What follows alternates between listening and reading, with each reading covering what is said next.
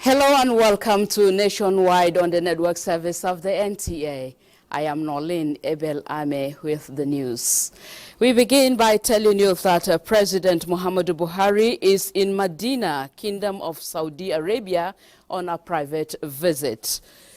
The president left Abuja this morning for the Kingdom of Saudi Arabia. State House correspondent Adamu Sambo reports that the president was seen off at the Nnamdi Azikiwe International Airport by his Chief of Staff, Professor Ibrahim Gambari, Inspector General of Police Usman Al-Khali Baba, Director General, Department of State Services Yusuf Magajibichi, and other senior government officials. While in Saudi Arabia, President Buhari is expected to perform Umrah, otherwise called the Lesser Hajj. Being the last time he will be doing so as head of state, President Buhari is expected to use the opportunity for thanksgiving to Allah for his enormous blessings, guidance and protection in the execution of his mandate. Chairman of the National Population Commission, Nasir Isakwara, says Nigeria is taking advantage of population and demographic data to rebuild quality, gender-responsive education system to increase investment in science, technology, engineering and mathematics for its youth, especially girls. Isakwara was addressing the 56th session of the United Nations Commission on Population and Development in New York, United States of America. Onengie Fineface reports. United Nations Commission on Population and Development, CPD 56th session, focuses on the theme, population, education and sustainable development. Education. It is a predictor of population health and well-being, and an important indicator of whether a pregnant woman and her infant will live or perish. It can equip us with the knowledge and tools to safeguard the environment and to anticipate and address the negative consequences of the global warming and climate change. United Nations Deputy Secretary General Amina Mohammed notes that the world needs to reimagine and transform education systems to make them fit for purpose with an understanding of demographic trends. Education is a crucial long-term investment for sustainable development, but to succeed, decisions must be informed by an understanding of the demographic trends, and as the World Population Report tells us, we must radically rethink how we talk about population change. Chairman, National Population Commission Nasir Isakwara says Nigeria is innovating policies to promote inclusive education that caters for the needs of its large population. May I inform that Nigeria will conduct a national population housing census next month to generate quality and disaggregated demographic data that is georeference to aid the tracking of progress on investment in education and review of follow-up action on ICPD program of action and achieving the 2030 agenda. He notes that the prospect of increasing school-age population places demand on the country for more resources to provide quality education, especially for those in difficult situations. Onengie Fineface, NT News. In a similar development back home, a few weeks to the 2023 Population and Housing Census, residents of Port Harcourt, Rivers State say they are in high spirit as they look forward to the exercise. Osinachi Abraham, who spoke with a cross-section of the people, reports that they also highlighted the importance of census and why Nigerians should actively participate in the exercise. Quality policy making, planning and implementation are considered bedrocks of stable development. It is in line with this that countries the world over conduct population and housing census as a means of gathering a database for economic projections that will be useful in addressing various sectors for optimum development. Census is all about getting numbers of people and also maybe houses in the nation. The social, economic, and even political benefits of population and housing census cannot be overemphasized as it aids execution of political agenda. Dr. Buhari is a federal commissioner, National Population Commission, and chairman 2023 Census Committee. Census is the mother of all data, and no country can plan effectively without a census. You know, socioeconomic data comes in handy as a tool, like a master plan. You want to develop a city, you have to have a master plan. Where do we put flyovers? Where do we put overhead bridges? Where do we put office property? What roads do we expand? And the rest of them. According to the United Nations Population Agency, UNIFPA, Nigeria's population is estimated at about 216 million, with the last population and housing census conducted in 2006 across the 774 local government areas. Residents of Rivers State say the exercise has become needful in view of its economic importance. Our youths need job. You need to know their number. To have a census, you need their number as to know how to provide employment, to engage them. According to the National Population Commission, the enumeration area demarcation has been successfully completed, an indication that the forthcoming census is on course. This, according to them, should prompt residents of Rivers State to gear up and make themselves available to be counted. People must cultivate a culture of acceptance.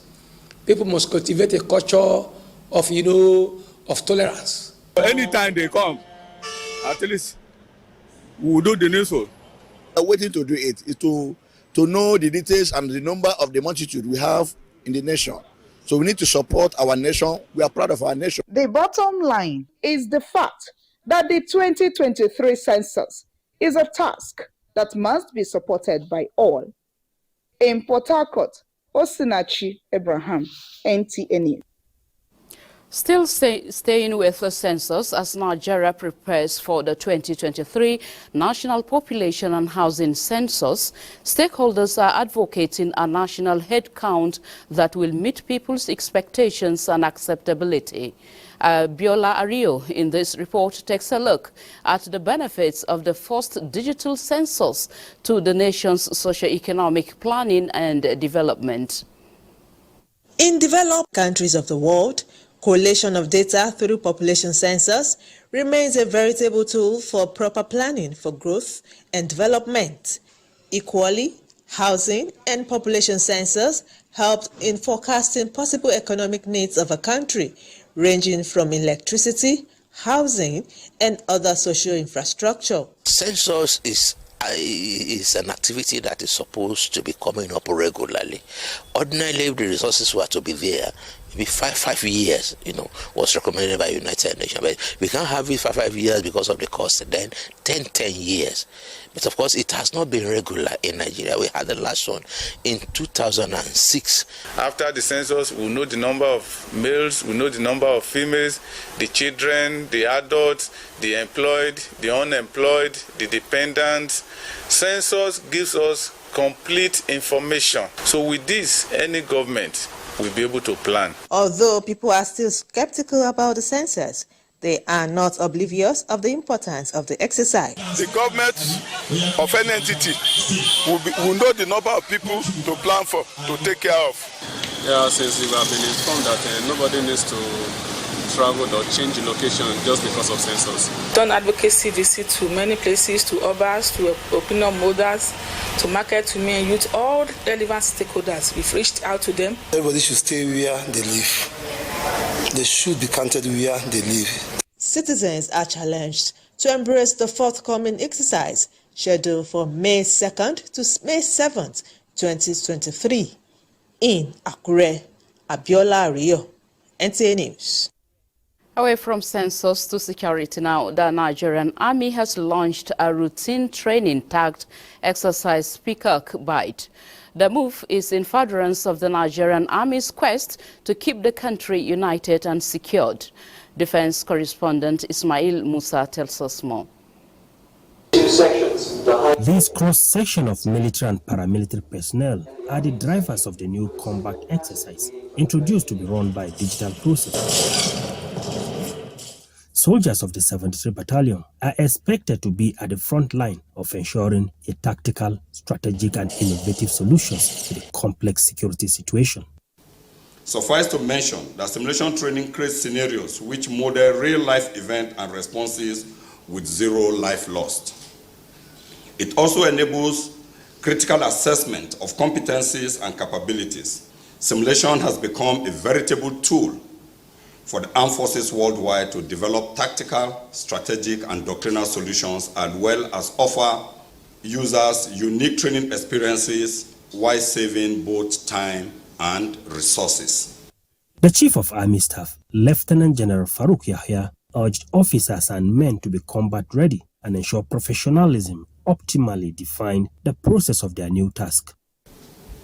We therefore have a great duty to entrench a purpose-built capacity amongst ourselves to ensure that as best as we can, we develop tactical, strategic and doctrinal solutions. This is the 5th major simulation exercise conducted at the center established in 2019 to enhance the operational readiness of the Nigerian Army using simulation technology. From the Land Forces Simulation Center in Giri, Abuja, Ismail Musa, NTA News. Thank you, Ismail. And elsewhere, the Federal Road Safety Corps, FRSC, says a sum of 5,020,666 naira, as well as other personal items, have been recovered from the victims of a crash that occurred along Kaduna-Zaria route on Sunday, 9th April 2023. In a statement, CPEO Assistant Corps Commander Marshal ACM BC Kazim notes that the crash was caused by a tire burst and no life was lost, but some occupants sustained injuries and have been taken to Ahmadu Bello University Teaching Hospital, Shika, for medical treatment.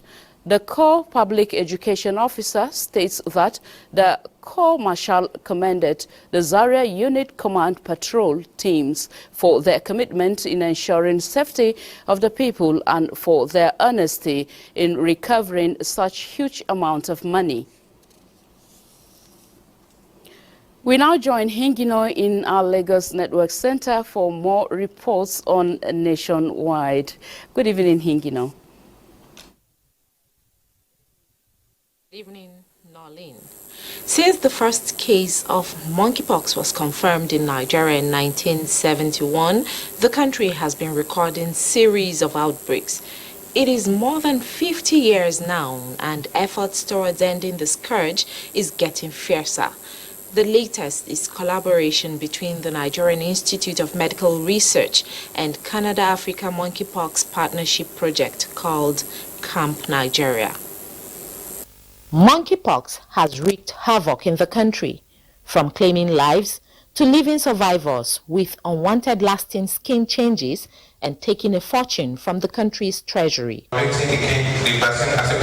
These researchers from Nigeria and others who joined the meeting virtually from Canada, US and UK are now declaring that the epidemic's devastation must end.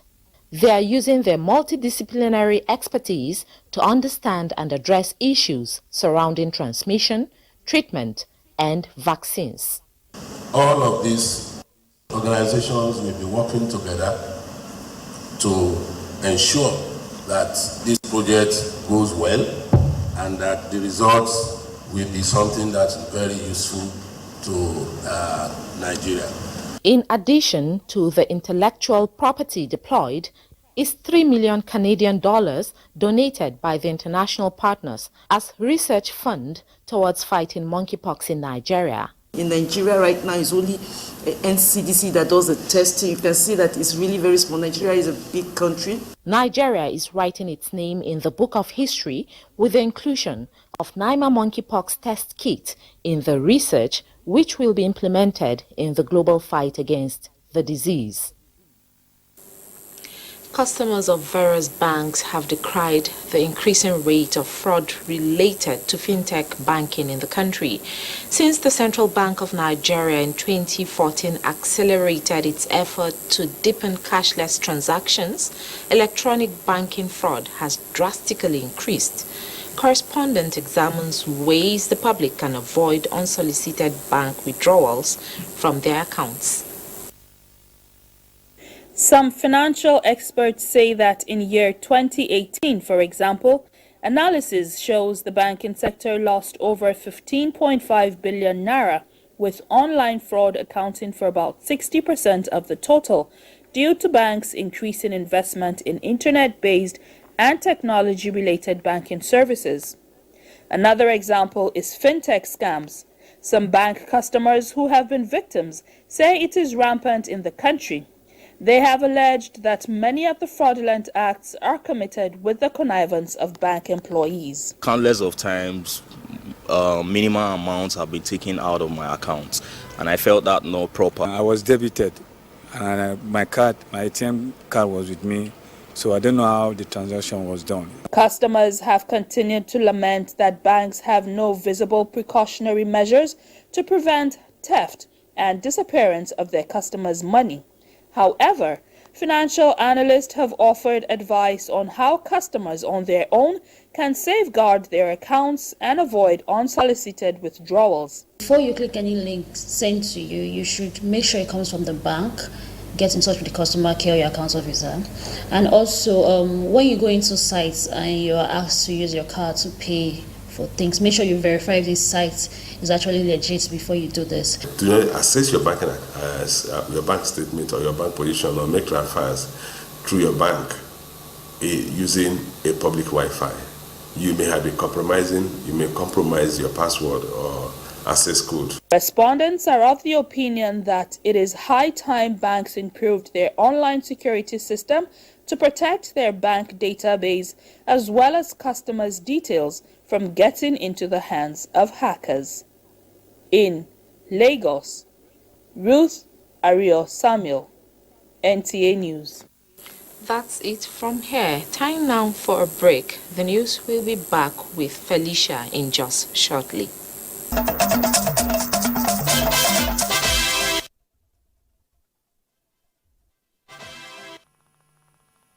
You're still on to Nationwide on the network service of the The Nigerian Army is making technology in curtailing any security threats in and around the borders of Nigeria.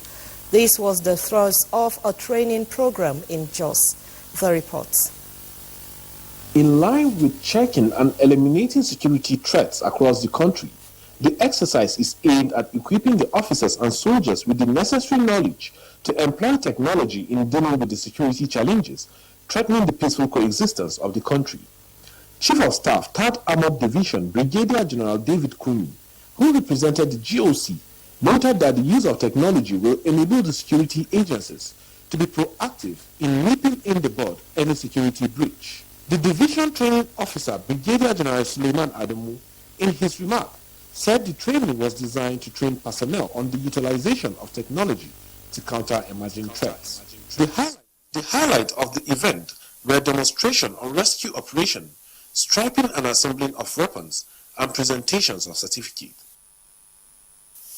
Still on security, the Nigerian Police Force Plateau State Command has paraded 7 suspects for different. Among them is one Friday Samson, who admitted to have raped and killed Ruth Bako at Faringada, Jos. Saadatu Mohammed Kafa reports. The command's public relations officer, DSP Alfred Alabo, says the command, through the able leadership of the commissioner, Bartholomew Oyeka, has put strategies to prevent crime and deal decisively with those found guilty. The efforts put in place gave birth to the arrest of Friday Samson of Angwanjarawa, who stabbed, raped and killed Ruth Bako and took away her phone for not allowing him to have his way with her. I killed one girl and I raped her. I raped her before she died. After I raped her, I picked her phone. He sold the phone to me. The command also arrested a 22-year-old Seth Ruben Turbi in connection with robbery at gunpoint and recovered weapons in his possession. Similarly, the police, through intelligence, say they arrested the duo of Franklin Rollins and Henry Emmanuel at Haman's Communication Plaza in Jos for attempted robbery and illegal possession of firearms. Further investigation revealed that the two were escapees of the recent Jos daybreak of 2021. Also arrested were 60-year-old Usman Abubakar and his son, Ishaku driver Usman from Nasarawa State, and one Umar Abdullahi for criminal conspiracy, illegal possession of firearms, armed robbery and kidnapping. The command also succeeded in arresting and prosecuting 6 persons from Angwansuya for criminal conspiracy, theft, intimidation, obstruction, assault, and causing grievous hurt against a police personnel. In Jos, Saadatu Mohammed Kafa, NTA News. Those are the stories from Jos. Nolene is back to you in Abuja for the continuation of Nationwide. Very well, Felicia. Recurring concerns over Nigeria's fuel subsidy regime is taking the airspace, and the debate is raging again about how the incoming administration should address the removal and fallout with the end of an era expected in June. Discussing fuel subsidy removal on Good Morning Nigeria, some economic experts and civil society actors suggest phased removal and the conversion of more cars to run on natural gas. Ekemini Williams has the details. The removal of fuel subsidy in Nigeria is a hot-button issue which successive administrations have not succeeded in resolving.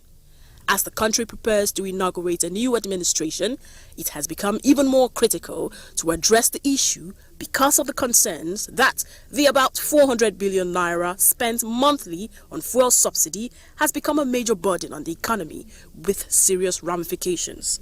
So, the conversation is no longer about subsidy removal, but how providing for the fallout will be effected.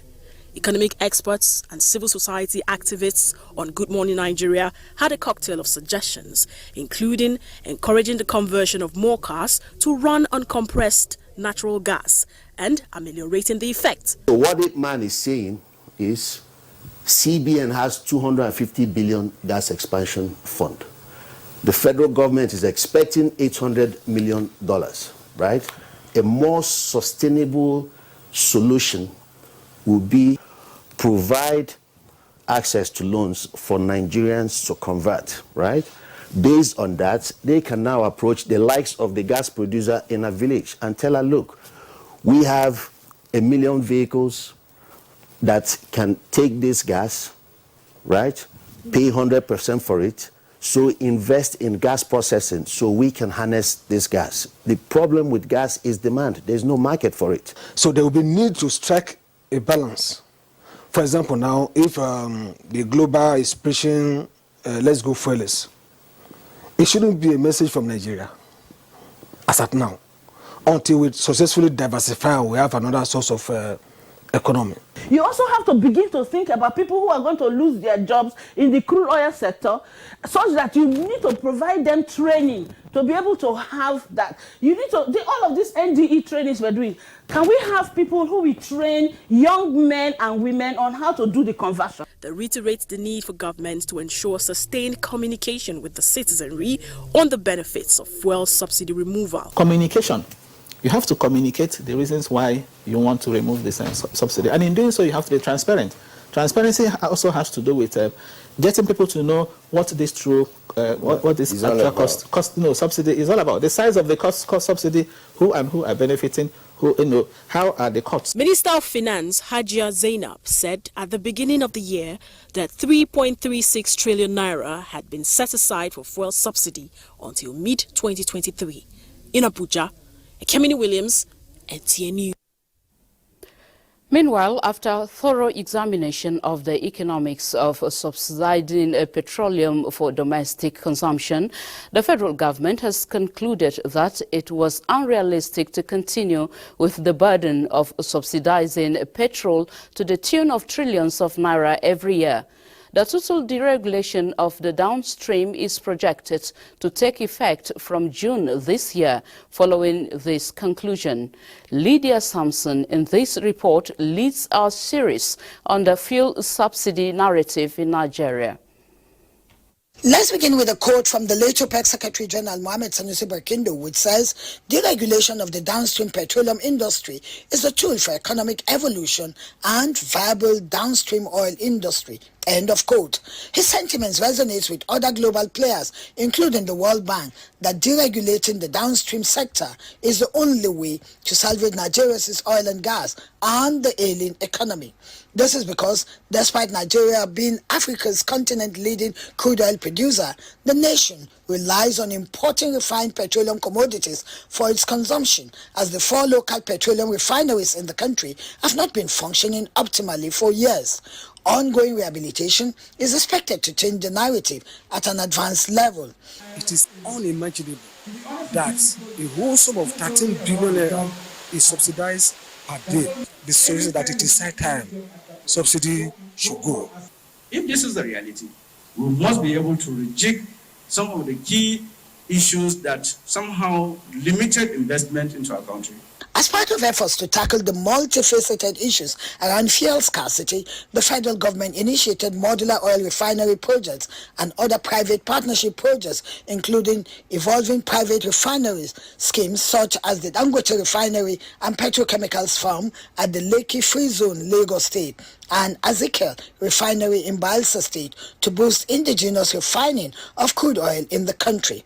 But these undertakings are still work in progress. Key players note that for now, though diesel and kerosene have been deregulated, the partial deregulation is not enough. What has happened with the geopolitical tensions in Europe reflects in different forms in different countries.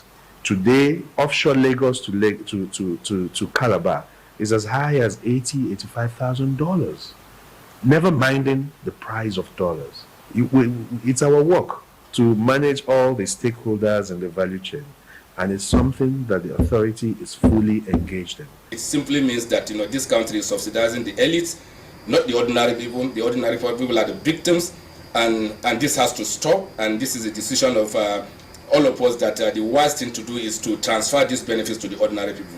Experts say eliminating the rules regulating the industry for a free oil market where petroleum commodity prices are determined by the interaction of the forces of supply and demand in the oil market is the only way to attract more transcontinental investors to the oil industry. Deregulation, they acknowledge, is common to the downstream oil and gas sector in other climes. While industry players are emphatic that deregulation is the remedy to corruption in the industry, many, for lack of understanding, are strongly opposed to ending subsidy and the total deregulation of the downstream. For now, top government functionaries and even the World Bank are on the same page and have continuously said it is unrealistic for Nigeria to continue to subsidize petrol. In Abuja, Lydia Sampson, NTA News. In other news, the need for youth to follow godly instructions, be hardworking and diligent in their undertakings to receive blessings from Allah is part of the focus of the 16th Ramadan lecture organized by the Nigerian Television Authority, Abuja. Yemi Dalemo reports that the lecture has as its theme the role of youth in government, Islamic perspective. Delivering the lecture, Alhaji Abdul Latif Ademoye explained that youthful age is a period of activeness and agility when youths are blessed with needed strength to make a meaningful life in a society if judiciously utilized. The cleric charged youths to make hay while the sun shines and follow godly instructions that can lead them to success in life and become more useful in society. The chief host, General Manager NT Abeokuta, Mrs. Fumi Wakama represented, says the lecture is part of the station's contributions to making the needed change in the society, urging the youth to make judicious use of the most important stage of their lives. Improving somebody's iman, I mean belief in Islam, and also to let you understand the significance of this Ramadan. If you look at the last election now, you will see that there are a lot of youth that emerge in the House of Assembly, House of Rep, and Senate, even governor. And as he said, if you are loaded, you'll be needed. Everything he has said, if you take it to use, our life will be very useful and we will rest in our old age. The 16th annual Ramadan lecture, attended by Chief Imam of Egba Land, Sheikh Sadala Bangbola represented, and notable members of League of Imams and Alphas in Egba Land, was sponsored by the family of late Alhaji Jimo Tajuddin Ugolua, former Babalaji of Egba Land. In Abeokuta, Yemi Dalemo, NT News. Another breeder beckons, but will be after Agatha must have updated us on happenings in Edo State and its environs. Hello, Agatha. You're on. Thank you, Nolin, and a warm welcome to Benin. A few days to the supplementary elections scheduled for Saturday, April 15 in Edo State. Some key players in the state say they are ready for the exercise. Obehi Otoba Presai reports. The State Assembly supplementary election is expected to hold in 68 polling units across Oedo East, Ovia Southwest, and Ego local government areas, while the Orion Umude Federal Constituency supplementary election will hold on the same day. Major political parties say the electorate have been duly sensitized for the exercise, expressing confidence in INEC to do the needful. Encourage all voters, eligible voters in the affected areas. In the affected areas, they should come out without fear of any molestation so that we can complete this process. We have put machineries in motion to ensure that those voters in the respective wards are mobilized to participate in the election. INEC is a dependent institution that is saddled with the responsibility of conducting elections in Nigeria. And so our expectation is that they have to conduct themselves independently. However, this former youth chairman is worried that prevailing issues that allegedly characterized the main elections might give rise to voter apathy.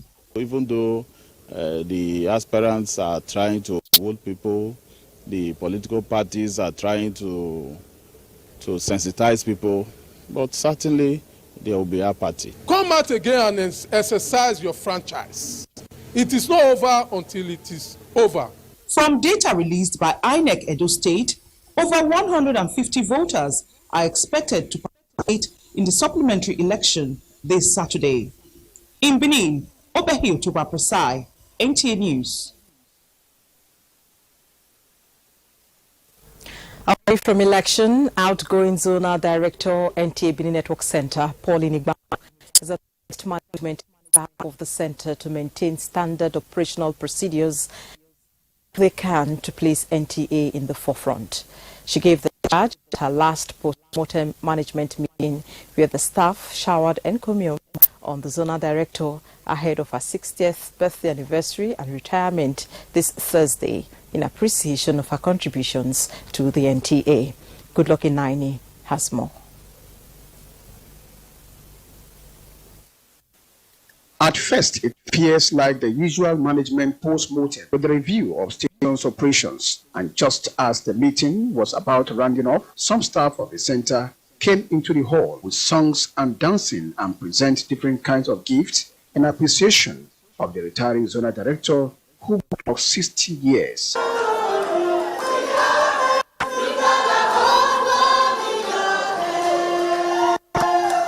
The management described her old getter who deserves the best. You have impacted in not only me, but in this station.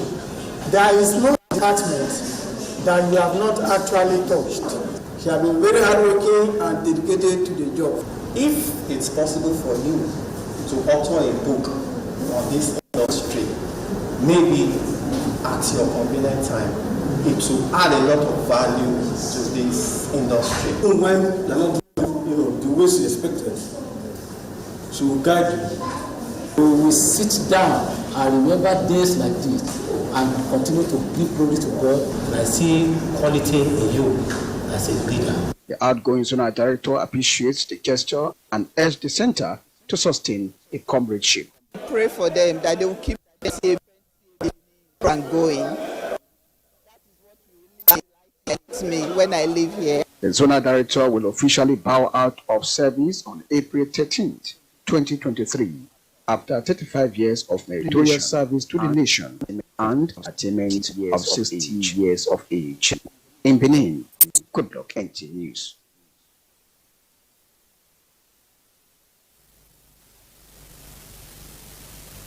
And that's it here. Next up on Nationwide is Kaduna, but that's after this break. To stay on.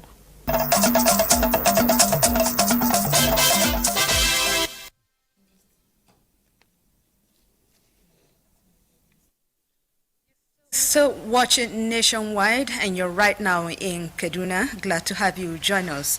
Although Nigeria has all it takes to be rich and food secure, this is part of the regrets expressed by speakers. Ramadan lecture organized by the Islamic Forum of Nigeria held in Kano. Amin Umar reports. With estimated population of more than 220 million people, 70% of them youth, in addition to arable land, a large water body enough to provide the required food security and surplus for export. Reverse is the case as opined by the resource persons. Gathered in this hall, a group of Nigerians under the guide of Islamic Forum of Nigeria that seeks to raise awareness on the level of challenge bedeviling the country. Many youth are just roaming in the street and joining political thuggery and political gangsterism. They should take farming. Women should also take to farming.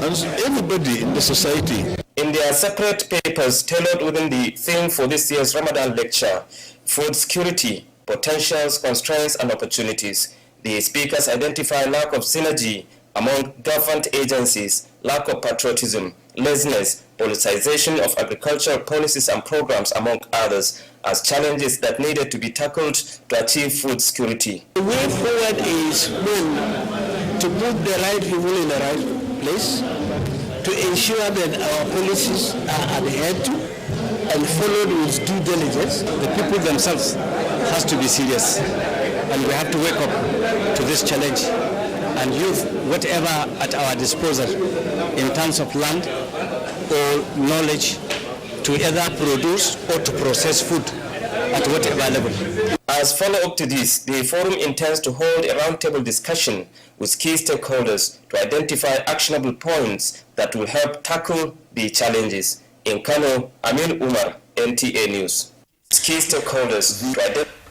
Nigerians have been urged to remain in their states of residence during the forthcoming 2023 National Population and Housing Enumeration Exercise. Federal Commissioner representing Kaduna State National Population Commission, Dr. Abdul Malik Muhammad Durungwa, made the appeal while declaring open a fresher training for specialized workforce for the exercise. Daud Mohammed complete this report. The National Population and Housing Census exercise has been rescheduled to hold on the 4th of May 2023. 3 for specialized workforce intended to train local government supervisors and enumerators that are expected to gather baseline information at the grassroots level has been concluded at the Kaduna State University. We are here for a refresher training. That is why it is called a refresher. First of all, to remind us of those things that we have learned, and there are a few things that are changing due to the evolving nature of the situation on ground. Federal Commissioner, National Population Commission, representing Kaduna State, Dr. Abdulmalik Mohammed Durungwa, while calling on the trainees to be dedicated to ensuring the exercise is successful, assured that all issues that may hinder the process have been addressed. It's not a political issue. It's not a question of how many are we here. We should be more than this. That is not the issue. And that is why we deliberately remove the issue of religion and ethnicity in the questionnaire of the census, because we feel Nigeria should be more united. All of us are human beings, we are Nigerians. We need to interact and make sure that we solve our problems by knowing what the problems are and know exactly how to go about it. So that is why this census is needed now. This year's planned National Population and Housing Census exercise is coming 17 years after the last one conducted. Dauda Mohammed, NTA News. And that's all on our package. From here is back Olin in our Abuja studio. Good evening. Thank you very much, Salamatu. An independent judiciary is described as the backbone of the existence of rule of law in Nigeria, and the rights of citizens enshrined in the Constitution is said to have no worth except guaranteed by a passionate and enhanced delivery of justice. Based on this, relevant stakeholders are calling for effective implementation of judicial autonomy while stating its implications to democracy. Udwaketem reports. The judiciary, no doubt, is the third arm of government in Nigeria, responsible for the interpretation of law and guardian of fundamental human rights. This arm of government has been in the Constitution of the Federal Republic of Nigeria since its existence. But despite the constitutional provision, the judiciary is still dependent on the executive for their funding. But stakeholders are of the view that independent judiciary is key to upholding the rule of law. If this issue of judicial autonomy is made to manifest the way it should be, that means the judiciary, they will have ability to have their own funds, control the way they manage their sector. In Cross River State, we have always had a law clearly stating the autonomy in line with the constitution of the judiciary, but that was never implemented.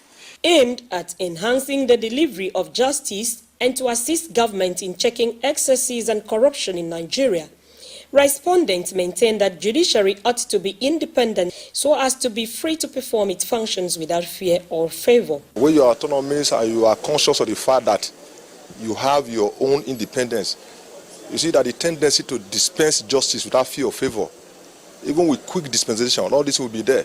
When judiciary is under executive, that means they be dancing to the tune of the executive because they are the one paying the salary. You understand? So that means there is no autonomy on this part of the judiciary. That President Muhammadu Buhari assented to bill seeking independence of the judiciary for it to have financial autonomy is what stakeholders are looking forward to its implementation to further enhance national development. In Calabar, Udwak Etam, NTN News. President-elect Bola Ahmed Tinubu has congratulated a leader of the Yoruba socio-political group, Afenifere Pa Ayo Adebanjo, on his 95th birthday. Thanking God on behalf of Pa Adebanjo for the gift of longevity, the president-elect praised him for his contributions to progressive politics and good governance in the country. The president-elect particularly commended Pa Adebanjo for his leading role in the fight against military dictatorship, his pro-democracy struggles in Nadeko, and remarkable leadership within the Afenifere fold. In a statement from his office, the president-elect, who described the elder statesman as one of the few remaining disciples of the late Sage, Chief Obafemi Awolowo, salutes his courage over the years and the useful role he played in ensuring that Nigeria remains a strong, united and prosperous country. Bola Tinubu wishes Pa Adebanjo good health and renewed strength. To politics now, the executive members of the All Progressives Congress APC Enugu State has declared the purported expulsion and suspension of some prominent party members and leaders null and void. In a press briefing in Enugu, the party's publicity secretary, Charles Ako, described the act as dictatorial, unconstitutional and unacceptable. Mina Adaobi Okabosi reports. The state party secretary of the APC, Robert Ngu, announced the expulsion of prominent leaders of the APC, namely former Governor Sullivan Chime, former Speaker of the State House of Assembly Eugene Odo, Director General Voice of Nigeria, Special Assistant to Foreign Affairs Minister Flavor Eze, among others, and the suspension of the Minister of Foreign Affairs, Geoffrey Nyama, and former Senate President Ken Nnamani. The purported suspension and expulsion of our leaders were not in any way discussed, and they did not, no suspension or expulsion even emanate from their words. The party at this particular time in our constitution has stressed that politics is local. All of them came from words. If there's to be some suspended, they should be suspended from their words to local government, then state. Because none of these political bigwigs registered in the state or Abuja. The Enugu State Party executive said the suspension and expulsion remains null and void as it did not follow due diligence as stipulated by Article 913 of the APC Act.